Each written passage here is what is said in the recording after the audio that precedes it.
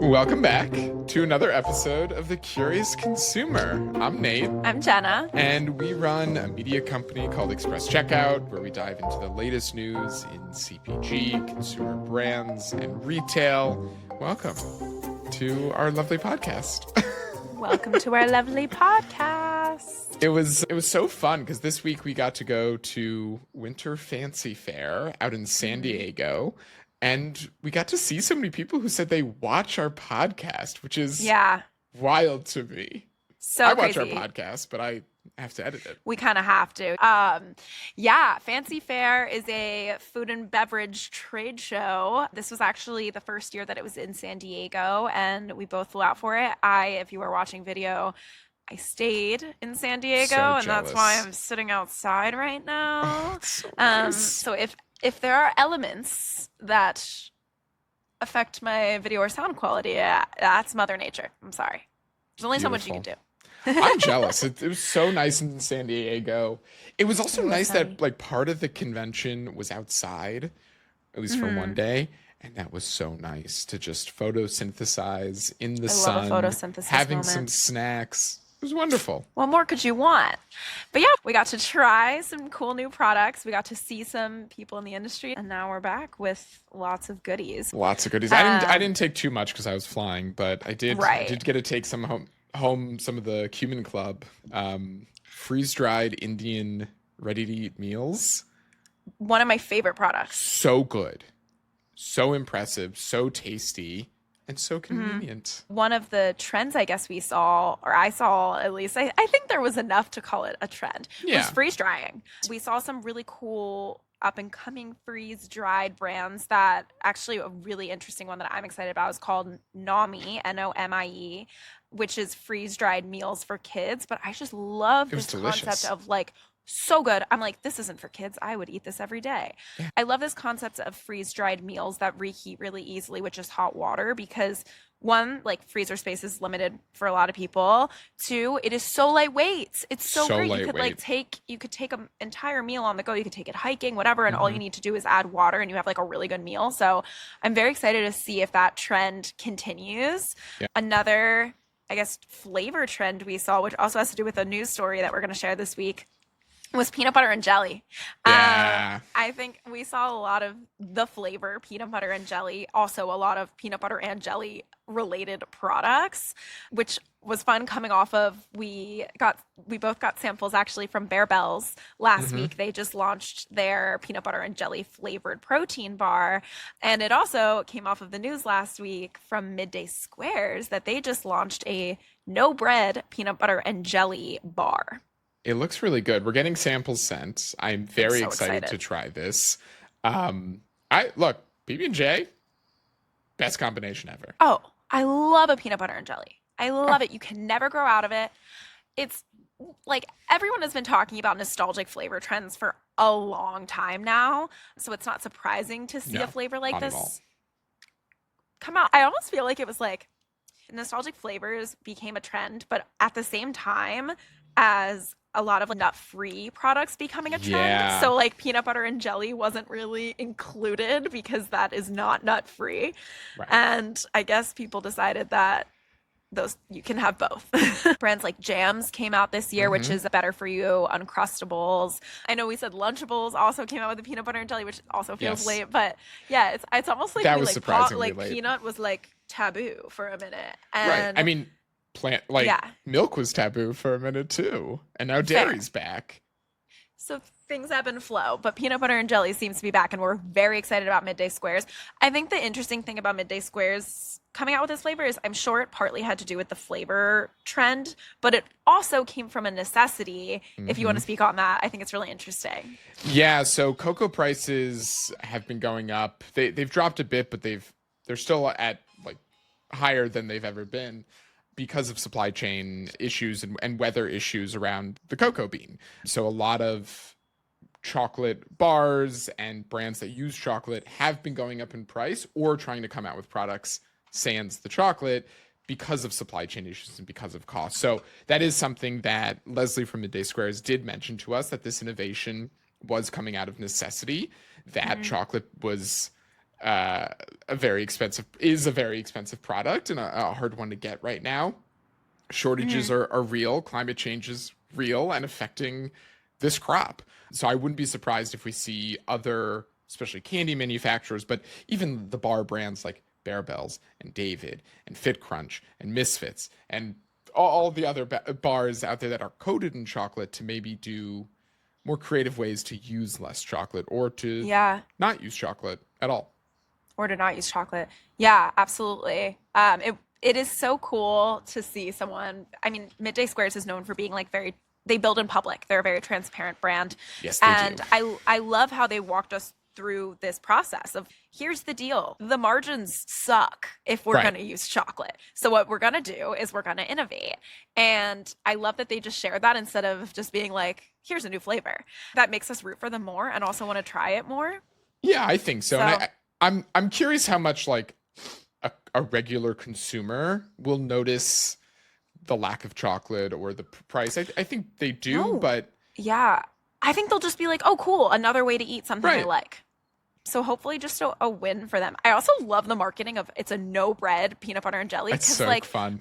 Bearbells is a no bread peanut butter and jelly. The peanut butter and jelly Reese's cup is a no bread peanut butter and jelly, but nobody like says that. Right. And I love that that's how they're framing it. And they kind of made it visually looks like that. Like it's like a slab of peanut butter and a slab of jelly on top of it. So it almost looks like the inside. I'm so excited to try this thing. I wish we were eating them in this moment. Know.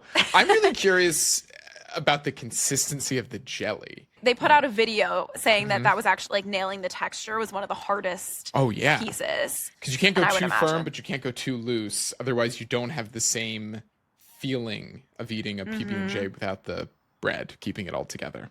I think it might feel like the Perfect Bar peanut butter and jelly, which also came out before this, also Great is product. In a refrigerated set, also is a no bread peanut butter and jelly. This is what it's all in the marketing because, like, honestly, it's really just a Perfect Bar, right? Like, I mean, I haven't tried it yet, but it's very similar to the peanut butter and jelly Perfect Bar. Well, it's a square, not a rectangle. Oh, my bad. You're so right. But that. I'm excited to try it. But you mentioned David Bar. The most controversial bar in the market. We also had some news from David this week, which I'm honestly grateful because this news gave us the best subject line for an email that I think we've ever had, and that was sex sells protein. It sure does. Yep. It really does. And David's not hiding from that. No. I mean, it's front and center with the lovely Julia Fox. Yes. So for context, David Bar launched their first product since launch, unless you count that they launched frozen cod, which we're still like, yes, it was a real launch, but also it was a gimmick, but also it was a real launch. We'll put a pin in that.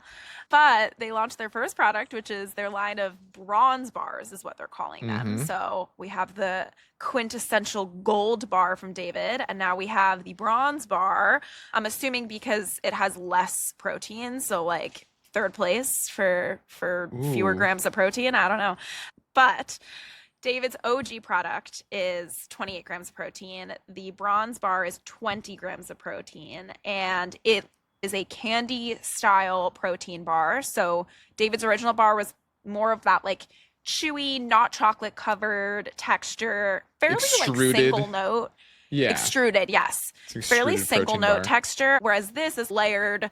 There are crunchy pieces, there's a chocolate coating, and there's an inside, very much like a Bearbell, very much like a candy bar. It's 150 calories, 20 grams of protein, and they partnered with Julia Fox to promote it in some of the most unhinged marketing I've ever seen around a protein bar. Actually, yes, the most. Well, part of their marketing activation was to send PR kits out with a singular bar. I think all of them were the s'mores flavor, and then a personal vibrator as well. Yes. Because the marketing line for this activation was that men don't satisfy, David satisfies. Exactly that. That's what the campaign with Julia Fox was saying. She was like in a confessional booth and she was like, I'm aroused. I don't know what I'm feeling attracted. And it comes out that she's talking about a protein bar. The PR boxes that were sent out, Tragically, we didn't receive them. But they, as Nate said, were a vibrator with a David bar, and the copy on that was "Pick your pleasure," basically insinuating that, I said this in the newsletter, like equal opportunity pleasure if you want to use a vibrator or if you want a protein bar, which is wild. The other copy that they had in there was "Finish twice." Unhinged. So it's clearly was not marketed towards men, which makes sense that they have this product after launching something that's like hyper masculine, literally called David. It's a man's name. All of the marketing was around being sculpted like Michelangelo's David. And now they're like, oh, what about women, I guess? And they are offering something that supposedly tastes like candy and is 8 fewer grams of protein, low cal, like no fat, but they're targeting women with this bar, and it makes sense that they would be targeting women. But I also went off on a bit of a rant in the newsletter about this because I don't know. I just think there's a lot there. There's a lot there with this more like indulgence oriented bar, whereas I do feel like the first set of bars were less about like the flavors, and they weren't as like, it wasn't as much about like pleasure. It was more like hardcore macros. That was in their marketing. It was pure effectiveness. It wasn't like have your cake and eat it too. This was we are focused on making you the most macro focused person ever. Which look, I think it's, and I think this makes sense. I think for them to expand their brand too, they might need more of these products that appeal to a wider audience, to someone with a sweet tooth, especially because a lot of the bars out there are like this new bronze bar. Misfits, as we're saying, Bear which is one of the category leaders. A lot of the bars lean candy and sweet and accessible to a wider palette. I think obviously in their marketing, they're really being like, hey, this is more femme coded. This is much more for a female consumer. But same with now that's really the rest of the protein category is really geared towards a female consumer. It is definitely less blatantly so. It feels like this more old school, like tastes like a candy bar but is guilt-free, restrictive diet messaging that's always been geared towards women. Yeah. And I think that bothers me more than if they had done this campaign but with their OG bar. But effective, honestly, it's brilliant marketing. As much as I'm icked by it, I'm like, this is so smart. Julia Fox is an awesome person to partner with. Like, what a great get. When they teased, she's an icon. New York's original it girl. Seriously. No, it's crazy. It's perfect. So you can't even be mad at it. But we had a lot of protein news this week. GORGIE, which is an energy drink brand, they launched an energy and protein beverage. 8 grams of protein, not a crazy amount, but still, energy and protein. It's like Four Loko, but instead of alcohol, it's protein. Look, if Four Loko came out today, it would have protein in it. Oh, 1,000% it would. 1,000%. Yeah, and it makes sense that this happens. As it should. So the GORGIE launch, I also thought was really interesting because they launched it at the same time as Athleisure line, which isn't all that surprising. But the thing I noticed was we had an announcement like 2 weeks ago, I think now, that Alex Earle became an investor in GORGIE. Yep. She also was an early investor in Poppy, has been a brand partner for Poppy. And a lot of the launch strategies, branding, similar. Merch, look very similar. I'm like, I feel like GORGIE's like taken a page out of Poppy's playbook. 100%. Very similar audience.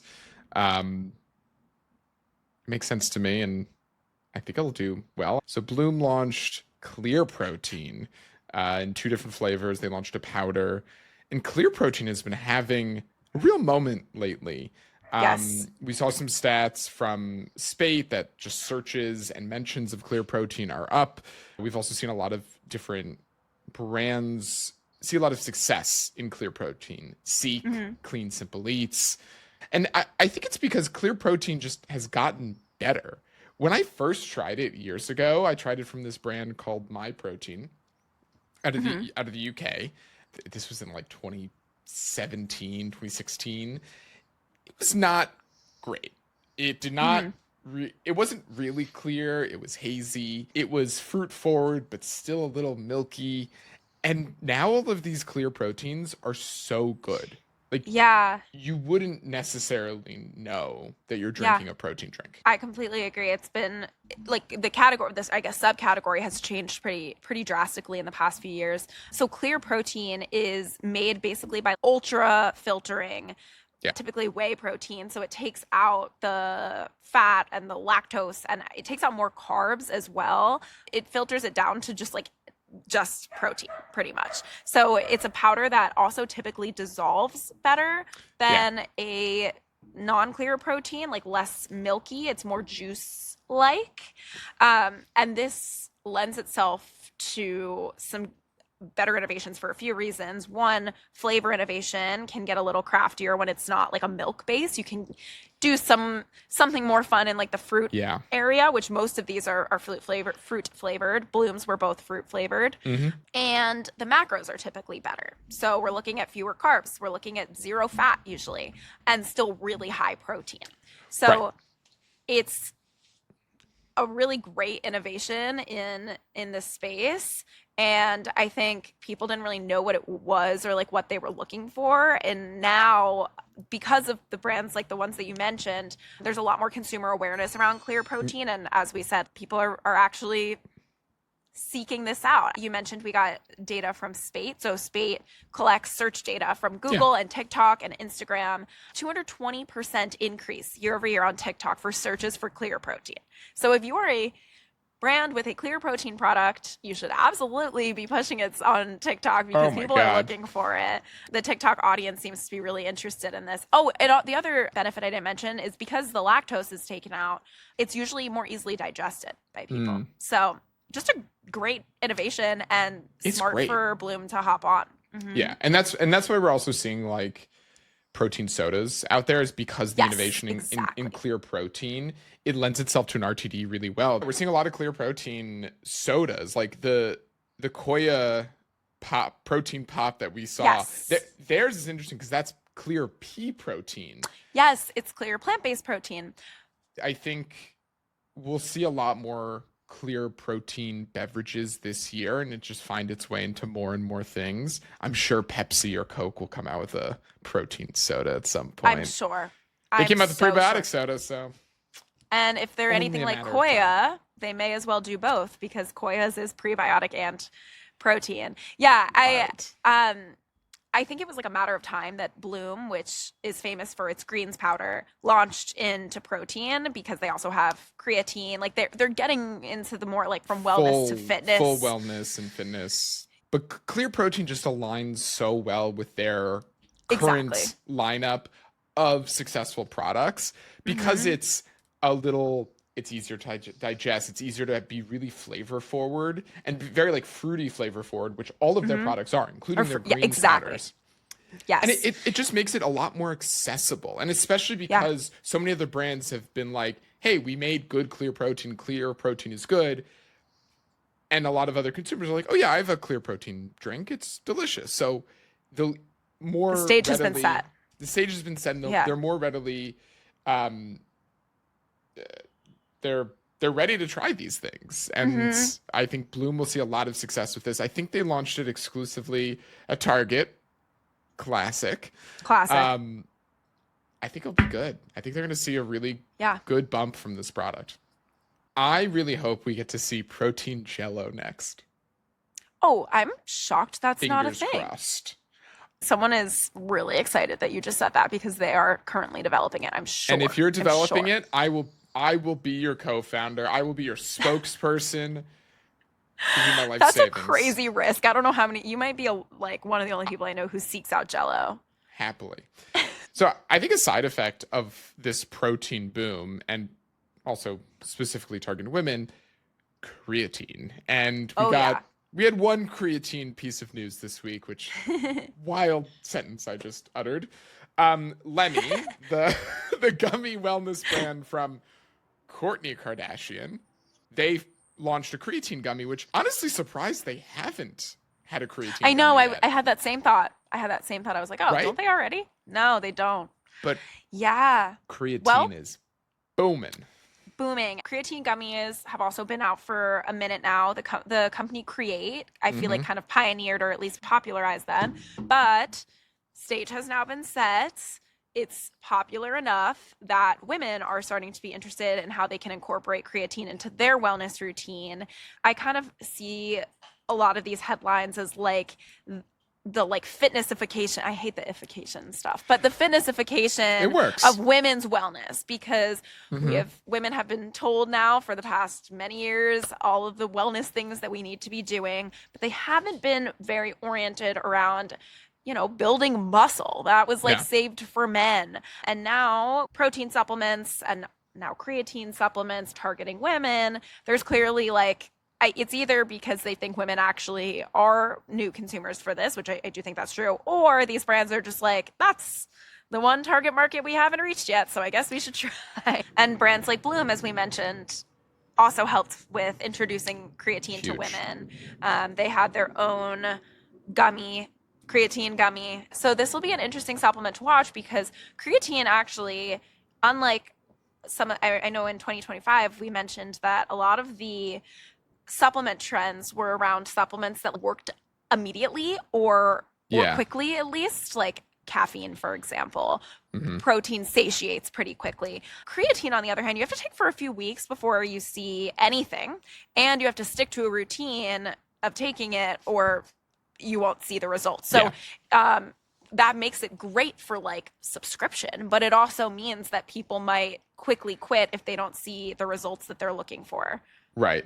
But that's why I think a gummy is so smart for this kind of product, because it's so much easier to take it consistently, because you just pop it in, you chew it, it tastes decent because you want to. And I think that's why like a Groons does so well, is because I think there's a lot of people who don't want the powder, who don't want the process of putting it into a bottle and shaking it, and it doesn't mix in well, and there's clumps and it tastes weird. Like sometimes after a run, like or after working out, I want to drink something, but I don't want to have it be yucky or not mixed well. Like a gummy is so simple and convenient, and I think that's why like a creatine gummy makes so much sense. Yeah, it does. One other thing I wanted to mention. I always have some beef with how Lemme names their products. And I continue to have beef with how Lemme names their products, because these creatine gummies are called body toning gummies. Now, toning, if you speak to any fitness professional, they will tell you, is not a thing. That is not a real thing.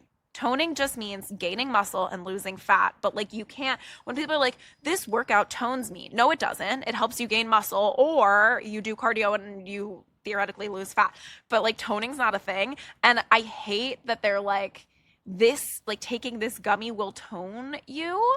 I know creatine does help with muscle protein synthesis. So maybe it'll help you like at least see a pump, or like, it might help you like see muscle gain, but to claim toning, I just like it. It's so diet culture weirdness. It's very femme coded. All of their names are so diet culture. A bit brutal. But this one like particularly bothered me. I had to say it. Their names, or at least their like sub names, because it does say creatine bigger than it does say body toning, but they're kind of predatory a little bit. Some of these names. Oh yeah. And they're very, very, very much targeting women. Like, I don't see a man taking a body toning gummy. Like, no.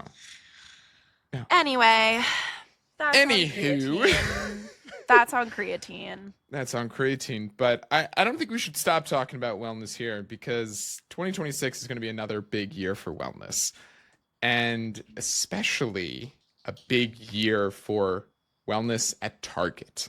Because Target this past week announced that they're expanding their wellness assortment by 30%. So they're adding thousands of new products across different protein options, supplements, different functional beverages, including the NA space, different family solutions. So like Anara Organics, which is a baby formula brand, skincare products, and they're even including in this like performance apparel and just apparel in general around the wellness category. This is their second major wellness push. They previously announced literally a year ago, in January 2025, that they were adding over 2,000 new items in the wellness category.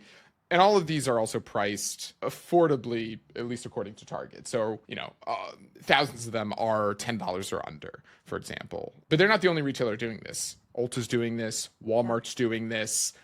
And they're all expanding across categories to capture this growing trend. And they're also like, Ulta, for example, they've had like a little wellness section. They more than doubled that. They 4x'd it this past year, including like a lot of similar products that we're seeing at Target and at Walmart as well. They're really doubling down on this space.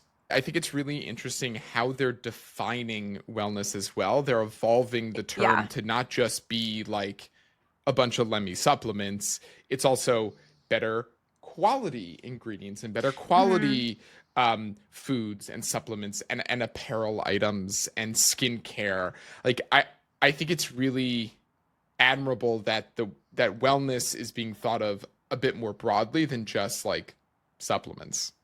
Yeah. I think it is. It is. I'm hesitating at the word admirable because I think it benefits them to call all of these things like wellness products, because I think the consumer is like, oh, wellness, like better for me. That means I'll take it, even if it's not earnestly better for them. But they're not just launching new products that they're labeling wellness. They also are changing the store format a little bit. Yes. So they have cross-category displays that they're calling their wellness zones. There's going to be a wellness hub on Target.com, and it said in their press release that they're going to have personalized recommendations. Probably something really with AI. Who knows? Yeah. I don't know what that necessarily means, but they are actually like restructuring their store format in response to this wellness boom. So they're taking the wellness boom very seriously. Yeah. And look, I think the cross-category nature of it and like thinking about wellness a little bit more broadly, with the admirable thing and the interesting thing to me is like it's incorporating a more wellness and thoughtful mindset into not just supplements, but into how you eat and why you, and just being more thoughtful about what you're putting into yourself, not necessarily that the products themselves are quote unquote wellness. Building like a better wellness picture for yourself. And I think that's the interesting part to me. Obviously there's you can have the capitalist side of this, that it's like they're just trying to sell you more stuff. The nice thing about all this wellness stuff too is a lot of it is very repeatable purchases. And it's usually more expensive and maybe better margins for them. So there's always other sides to this, of course, but I think it could be really good for Target, and I think Target has had a tough year. Store visits were down, so I think these changes will help them fight back against that, and also go against some of the other retailers that are coming up in the space, like Ulta and Walmart, and even Amazon is trying to take some market share back that was taken from Target, from the likes of Target and Walmart.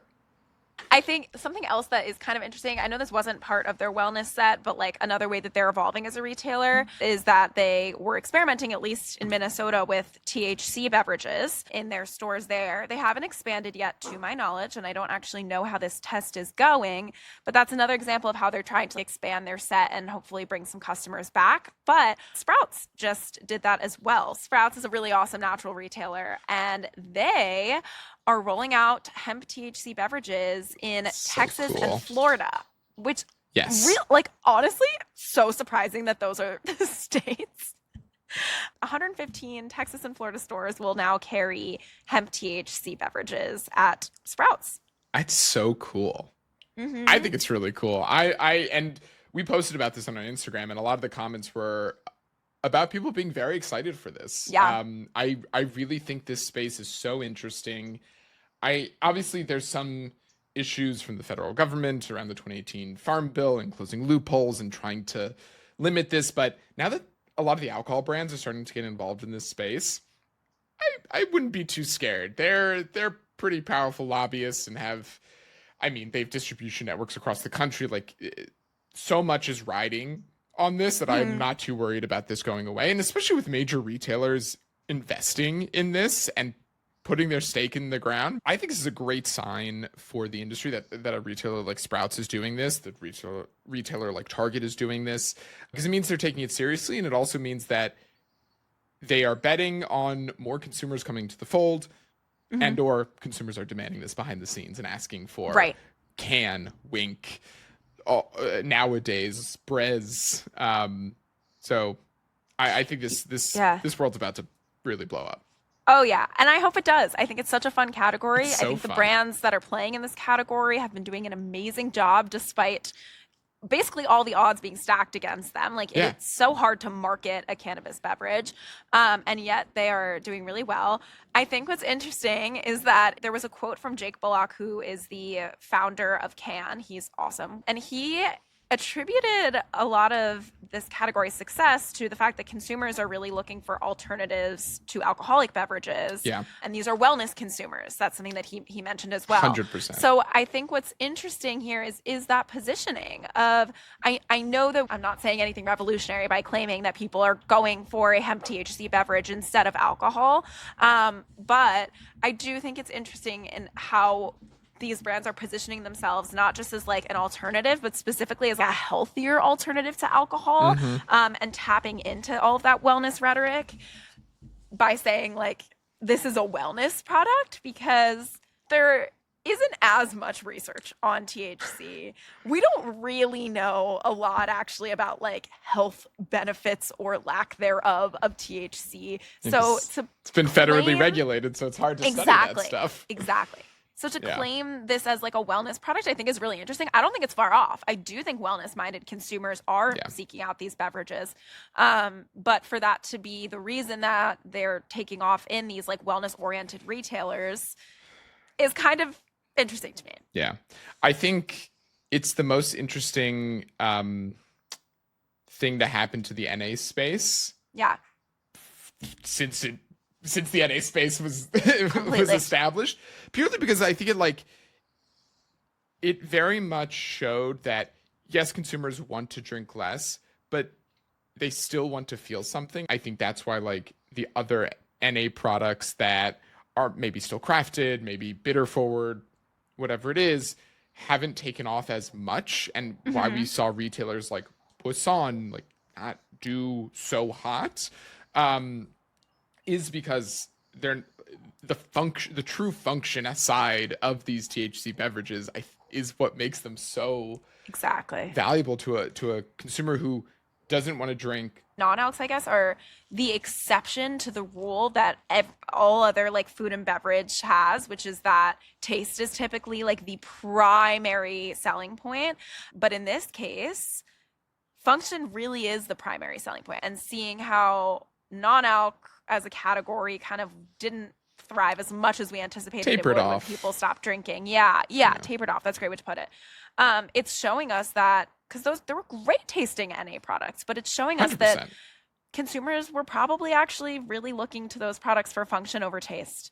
And I think this is really the like one exception, because we can make like all of the most functional products in the world in the food space, but if the taste isn't there, consumers have showed us again and again, they're not buying. But in the non-alc space, it does appear that function takes precedent over taste. Yeah. Luckily, taste is still important. But yes. And luckily all these THC beverages have come a long way. I had some that you're like, oh, this tastes very herbal. And now I'm like, oh, this tastes like lemonade, which is also kind of dangerous. Oh my God, they're so... Oh, you know which one's really good? Dadgrass. Dadgrass is really good. The jalapeno one, so good. So good. So good. There's some really good tasting THC bev. So it'll be cool to see how this goes over in the Sprouts in Texas and Florida. I think that could be really interesting to see how other natural retailers respond, because like Target doing the Minnesota launch is one thing, but I do really feel like the natural retailers kind of pull ideas from each other a little bit more because they have such a defined target audience. So it'll be interesting to see how they respond and try to compete now that Sprouts has introduced this category. I'm so excited for this. Shall we talk about good culture? We shall. It's very impressive what good culture has done for cottage cheese, because it made cottage cheese a thing. They got a majority investment from a private equity fund called L. Catterton. L. Catterton is a ton of investments across the space, both in CPG and consumer brands like that, but also like Carnival Cruise Line and some restaurants like Bar Taco. Very random, but Carnival and cottage cheese. The two C's. But they invested for an estimated $500 million, which is a lot. By the way, lot. If someone said there's a cottage cheese company, all they do is cottage cheese, and they're worth $500 million, and someone said that to you in like 2015, you'd be like, "There's no way." I think there were two things in their favor. One was that protein is trending. The timing was right for a better cottage cheese product, because cottage cheese has been like a diet food product forever. Like I remember this is something that like my mom would eat in like, you know, in the mindset of like 90s dieting vibes. And I was always like, gross, that's disgusting. But it was always like, it was like this like unsexy diet product. Yeah. Like, oh, like I have to eat this. Right. And Good Culture turned it into something delicious. So that's the second thing. They took the protein trend, the timing was great, but the ingredients are better than a lot of other cottage cheeses on the market. And the taste is so much better than a lot of other cottage cheese on the market. Yeah. I mean, look, they got a good brand. I think even with like all of the out of stocks that have plagued not only Good Culture, but the rest of the cottage cheese space, like it's been very hard to source cottage cheese, apparently. People still are obsessed with this brand, and they like drool when they actually see the Good Culture cottage cheese on store shelves in the fridge section. Yes. They're like, oh my God, it's available. I got to get it. And they stock up forever. It's drooling over cottage cheese. It's crazy what this brand has done. It's so impressive. It's the number one cottage cheese brand in natural channels. And yeah, we found a stat that it's holding 50% of the cottage cheese set at Whole Foods. Which also is wild, because like it's not like there are 1,000 different cottage cheese brands, but a lot of dairy brands have a cottage cheese. Right. Big dairy brands. Yes. Something else I thought was interesting that I found was, besides taste, obviously you have to have a reason to take something off the shelf before you even taste it. And a lot of the reason I think Good Culture won was because their packaging and their messaging was around it being a lot cleaner, it not having any gums or preservatives or thickeners, which a lot of other cottage cheese products do have. And that's a huge reason that people took a chance on it in the first place. They were like, oh, it's a cleaner cottage cheese, which is what they learned from the packaging. And then they tasted it and liked it and repurchased. But that initial marketing piece I think is interesting, because people claim that's why they went after Good Culture, but actually Daisy, which is a very popular, like ubiquitous brand. Do a dollop of Daisy. Yeah, sour cream. They're a dairy brand. Yeah. They have a cottage cheese that also only has skim milk, cultured cream, and salt. It has actually even fewer ingredients than Good Culture. Yeah. But Good Culture did a better job of marketing themselves as clean label. That's sexy. And the packaging is fantastic. Like they just did they're a testament to the power of marketing, but they're also a testament to the power of just like a really, really good tasting product. And just great timing, because their rise to power was around like 2023, when like TikTok recipes were going very viral, and a lot of them featured cottage cheese. I mean, it works well as an ingredient in a lot of things. Yeah. So. And it's expanded. Cottage cheese is now expanded into like other products. There's cottage cheese ice cream, like smear case. There's cottage cheese based dips, like Cotto. So I bet we'll still see it in other products and other sort of formats. But yeah, Good Culture got a big investment from private equity. Comes for us all. It sure does. Yeah. And I know we should wrap up our episode, and I'm not going to get into this too hard. But just a quick mention, because coming off of a dairy conversation, it's still worth mentioning that this week also was when the food pyramid got turned upside down. And again, I don't want to get into it too much. We are not the nutritionists here. We are also not politicians. But the TLDR is that the new food pyramid is putting protein, dairy, healthy fats, and fruits and vegetables on the top and whole grains on the bottom, which they're making a whole thing about how this flipped the pyramid upside down. The pyramid that they're referencing hasn't been used in like 30 years because the MyPlate nutritional guidelines were taken over in the 2010s. But this administration is pretending that that never happened. We did link in our newsletter some thinkers and experts who had some really interesting things to say on it. One of my favorites is a Substack by Jessica Nurick, I think is how you say her last name, who has a PhD in nutrition and is brilliant. So great content, really, really thoughtful. Yeah, and I was gonna just like read a bunch of quotes from her Substack, and I was like, you know what, I'm gonna let her say it better than I do.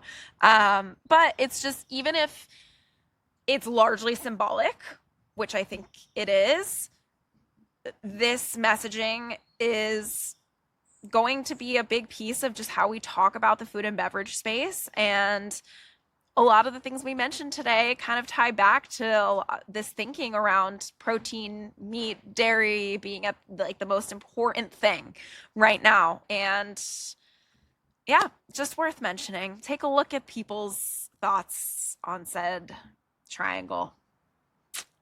Amazing. Well, another good week.